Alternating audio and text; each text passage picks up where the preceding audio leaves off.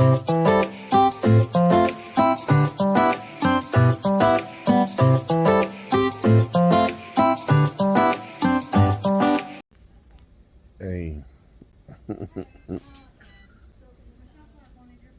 a brother feel good as hell. I ain't never been fucked up before. I don't think I ever been drunk. This shit here feel good though. I got my shit done. Finger still fucked up, but I'm ready to get back to normal. Ain't nothing funny. I don't know why I'm laughing. They got me out this bitch with no clothes on. Nurses coming by talking about they wanted to see how big I was. Shit. I want me a Whopper and a milkshake. Hey, what's up, y'all? First of all, I tried to make this video about 4 times. I keep deleting it, you know. I'm kind of like a private person when it comes to my personal business, you know. I've been having some issues for about 4 weeks now, and you know, I got a couple phone calls and some messages, some text messages from friends saying that they seen on the internet some shit was wrong with me.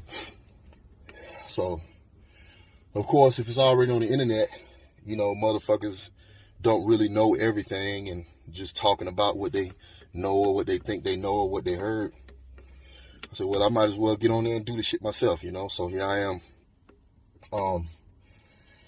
Ever since I tried to compete at the Legion show in Nevada back in October, I've been having some issues with my stomach.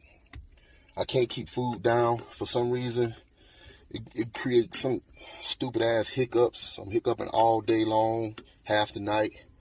And anytime I try to eat, even drinking water, it come back up, you know. Nothing want to stay down. So 4 weeks ago, I went to the doctor again. I've been going to the doctor throughout, but they recommended that I wouldn't try to do the show because, of course, I'm being stubborn. If I eat this food and I throw up half of it, at least that's half, you know, I can keep, you know, just being an idiot, right? So I just did what they said, got on the liquid diet, just eating fucking soup and, you know, drinking weight gainer shakes. I can still do the shakes that, you know, from Black Skull, mass gainers, weight gainers. I was using that to try to compensate for the calories. All of the medicines, my fucking bathroom is full of medicine, shit that I've been taking. Nothing was really working. And so 2 weeks out, it's the same shit, you know, it just ain't getting no better. So I finally decided to contact the show and let them know what was going on with me, that I wouldn't be able to compete. And, you know, they welcomed me, wanted me to still come anyway and get some work done. So I'll be in Ohio. For everybody that's going to be there, you know, come by and see me. I'm going to try to do the meet and greet. But yeah, man, I don't know. I've been battling back and forth with myself, not really knowing what to do next. I'm feeling like, all right, is it over? Does this mean I'm supposed to retire when I'm fucking sick all the time? Or what, you know? And knowing motherfuckers on the internet going to be talking shit, you know, wondering how family and friends going to feel. You know, Cedric ain't no bodybuilder no more. You know, just worrying about all that kind of stuff. Plus, still feeling in myself that I got something I need to try to prove to somebody, you know, and still wanting to do the thing I love. But if I want to continue to do it, especially long term, I need to try to be smart. So this is me taking a 50% stubborn, 50% smart step and not doing this show. Try to give myself a little bit more time. I do have one medicine that they gave me last week for stomach ulcers, and that seems to be helping. You know, I had this issue, like I said, everything I eat coming back up, water, everything. And I'm hiccuping all day, half the night, non-stop. I have to fucking put my finger down my throat, gag myself to stop the hiccups. You know, that's crazy, right? But it seems to be getting a little bit better, so maybe it was just stomach ulcers this whole time. But anyway, we're working on it. Shout out to my company, Black Skull. They even offered to bring me down to Brazil and get checked out by their people down there. They got some real good connections with the doctors and stuff down there to get me looked at, to try to get me back healthy again. So thank you to them for, supporting me through this hard time. When you're in this bodybuilding game, when you're a sponsored athlete, you get protein powder and stuff like that, supplements to represent a brand. But when you got an endorsement contract, this company is paying marketing dollars to use your image, to represent them and help sell products. And so it's real easy to feel like, you're just material. And when you ain't, when you're not in the shape to where you can really represent the company and bring in money for them, they'll throw your ass away, right?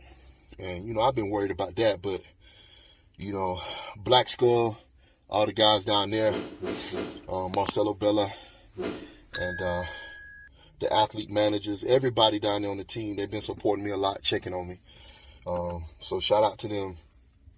And hopefully I'll be back out there soon. I can eat about one solid meal a day. So I think things are starting to look up. I just need some more time, man. So we're going to take it slow and keep going. When I get to Ohio, I'm going to make... So another bodybuilder dead, Cedric MacMillan this time. Only 44 years old. As I get older, all these people's death ages get closer to mine. It's a bit weird, really. So hey, guess what? Once again, it turns out being 300 pounds, ignoring multiple serious health issues and taking steroids all your life really probably isn't very good for you. At least back in the day, it did seem like guys were making it into the, 60s, 70s, some of them even 80s. Guys who were taking performance-enhancing drugs and seemed larger than life. Of course, comparatively, those guys were only 250 or something.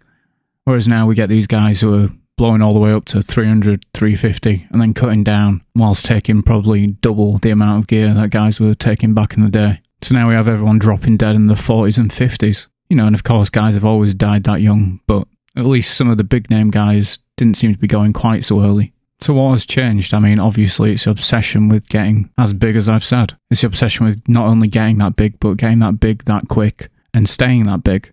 There's no real off-season for these guys with social media. They've got to be big and they've got to look good all the time. And they want to. This is the thing, we always put the blame on other people almost. We shift it to things like social media and other people's expectations of what a bodybuilder should look like. And that is definitely a factor. But these people play into it themselves. They want that. They want to be big. Cedric MacMillan, he's had multiple heart issues. He was recently complaining of a stomach issue, which meant he wasn't able to keep food down. But he was like, no, I'm going to keep going. I'm going to keep trying. I'm going to keep pushing for this show. I'm going to keep taking these drugs. I'm going to keep trying to be this big. I'm going to keep training this hard. I'm going to ignore all these issues and just keep pushing forward. And people want to commend that. And sure, cool. But now you're dead at 44. I think this idea that people are saying, oh, well, if you're a bodybuilder, you should really try to take care of your health. You should really make sure you go get your bloods done and make sure you're getting your heart checked, getting your calcium score checked. The truth is that there is no healthy way to do this. If you're going to be that big, if you're going to take the gear that needs to be taken, if you're going to eat the food that needs to be eaten, you're going to be unhealthy. You might look shredded, you might look jacked, you might be able to bench 500, but you're really, really fucking unhealthy. And that's just the truth of it. There's no escaping it. There's no way around it. There's no wishing it away. And you can call people like me a hater, but it isn't going to make what I've said any less true. Now, will anything change? No, of course not. It's only going to get worse. Social media isn't going away. People's desire to be big and be jacked isn't going to change once the cat's out of the bag. There's no putting it back, And sometimes I think about sort of who helped bring this along, right? And we always talk about what great people, Arnold Schwarzenegger, Eugene Sandow, Steve Reeves, Bill Pearl, people like that, the influence they had and how many people have been motivated to go to the gym, to work out, to get fit because of them. And yet on the flip side, you've also got to think how many people have been influenced to take performance-enhancing drugs, to eat ridiculous amounts of food in an effort to be as big and as jacked as possible. And in the process, ended up killing themselves at a fairly young age. Right? There's always two sides to it. And the thing is, none of these people speak out against it really, or if they do, it's not direct enough. If Arnold was really honest with himself, he'd be out there decrying all of this, saying what a terrible thing he's done. How I wish he could take it all back. I mean, how many deaths is he indirectly implicated in? Cedric MacMillan, a big fan of Arnold. You remember the famous posing routine from 2017? Well, maybe you don't. So yeah, I don't know. I guess I don't really care if people want to take as much steroids as possible and eat as much food as possible and die at fucking 30, 35, 40, 44, and go ahead. But can we please just stop conning ourselves that there's any good way out of this?